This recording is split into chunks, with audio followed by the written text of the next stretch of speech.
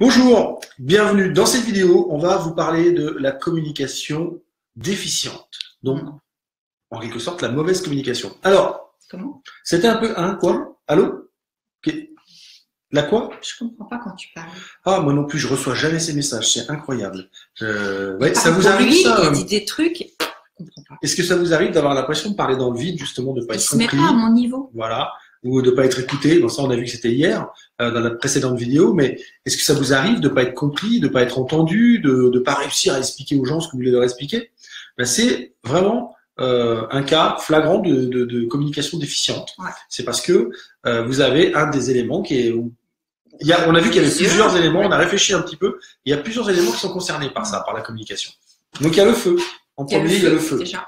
Parce que le feu, finalement, la communication, c'est le feu. C'est vraiment aller vers les autres, tout ça. Et bah, là, il y a une déficience du feu, clairement, puisqu'on n'arrive pas à y aller, ou alors on y va, mais c'est en fait, on n'arrive pas à discerner comment il faudrait y aller. Donc, il y a vraiment cette notion d'intestin grêle, le discernement. Et puis, il y a le métal. Parce que le métal, comme on vous en a déjà parlé du métal, c'est la protection vis-à-vis de l'extérieur, c'est la peau, c'est la bulle énergétique, c'est tout ça. C'est ça. Et finalement, une mauvaise communication, ça peut être des personnes qui se laissent soit envahir totalement dans leur bulle énergétique, qui n'arrivent pas à dire non, ou à l'inverse, des gens qui sont totalement finalement à refouler tout et tout le monde parce qu'ils ont mis une barrière devant eux et ils ne laissent rien entrer ni sortir. Donc c'est hermétique. Voilà. Du coup, la communication, elle passe pas, puisqu'on n'est pas relié à son Finalement, pendant que tu parlais et que tu disais ça, j'entendais extraverti, introverti. Ouais. Et je me disais, donc, si la personne a du mal à communiquer, a du mal à s'exprimer, ne trouve pas les bons mots, faut savoir que le feu, c'est la parole, donc les bons mots, c'est quand même quelque chose qui est le feu manipulant vraiment bien. C'est peut-être qu'il y a aussi un excès d'eau, parce qu'on est introverti. On peut être aussi introverti et du coup, il y a un excès d'eau, une trop grosse quantité d'eau. On a besoin de beaucoup de temps pour trouver ce qu'on veut dire. Du coup, le temps qu'on trouve, c'est trop tard. Et on est en décalage par rapport à la rapidité de communication nécessaire dans notre environnement, que ce soit professionnel, familial, communautaire ou même sociétal. Et aussi, et je suis d'accord avec toi, mais je pense aussi un autre truc, c'est que ça peut être aussi potentiellement, un excès de feu. Parce que finalement, on communique, mais on y va tellement vite dans tous les sens, sans discernement, que le on bulldozer. communique mal. Voilà, le bulldozer. Finalement, on communique mal. On a un ami commun, Martin la Tulipe, qui dit, dans ces cas-là, il vomit ce qu'il a à dire. C'est la personne qui vous vomit dessus, tout ce qu'elle a à vous dire. Ça sort. Du coup, on comprend rien. Mais cette personne-là n'est pas forcément à l'écoute, même pas du tout à l'écoute de vous. Ça, c'était hier, ça. Oui. L'écoute, c'était hier. Mais justement, pour la communication, il faut être à l'écoute. Sinon, vous ne pouvez pas communiquer correctement. Donc, cette personne n'est pas à l'écoute et elle est à l'écoute d'elle-même, en fait.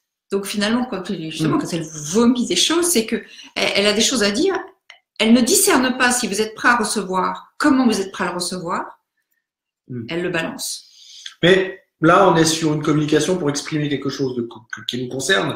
Et j'ai envie de dire que là où c'est encore plus important, c'est quand on veut passer un message à l'autre, où là, la communication concerne l'autre. Elle nous concerne, nous, parce qu'on a un message à délivrer, on a quelque chose d'important à lui dire, on veut qu'il comprenne, on veut qu'il entende, mais on n'est pas dans un bon feeling de communication. Alors, très simplement… Qu'est-ce que tu nous proposes? Déjà, ce que je vous propose, c'est de bien regarder la vidéo d'hier, de revenir sur l'écoute, donc de vous mettre dans une position d'écoute auparavant, et puis de faire preuve d'empathie. Tu m'as dit que c'était quel élément l'empathie? C'est la terre. C'est la terre. Donc c'est de revenir à la terre, de vous reconnecter à vous, de vous connecter à l'autre, et de faire preuve d'empathie. Donc d'écouter, de vous mettre dans ses chaussures, de comprendre comment est-ce qu'il fonctionne, de comprendre comment est-ce qu'il communique. Pourquoi? Parce que dans une communication, vous avez un message important à donner. Ce qui est important, c'est le message. La façon dont vous le dites, que ce soit à votre façon, pas à votre façon, avec vos mots, pas avec vos mots, on s'en fout. Ce qui est important, c'est le message. Ce qui est important, c'est que l'autre reçoive le message. Et je prends souvent l'exemple des talkie-walkie.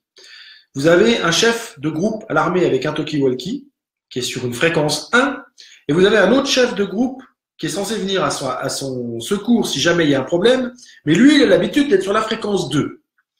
Que croyez-vous qu'il va se passer si le groupe 1 est en difficulté et qui et qu'il ne veut pas se mettre sur la fréquence de l'autre. Parce que lui, il est toujours sur la 1. Il aime bien la 1. Il ne veut pas aller sur la 2. Et bien là, il a un message important à donner à l'autre qui est au secours, SOS, venez nous aider. Et bien il faut qu'il se mette sur la 2. Il faut qu'il s'aligne sur la personne dont il a besoin, la personne à qui il va donner un message.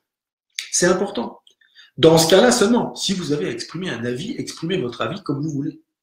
Mais un message, une explication, quelque chose qu'on veut que l'autre comprenne, il y a besoin que vous vous intéressiez à comment fonctionne l'autre. Donc, il faut se mettre dans ses chaussures. C'est ça, il faut se mettre dans ses chaussures. L'important dans les relations, c'est les chaussures de l'autre.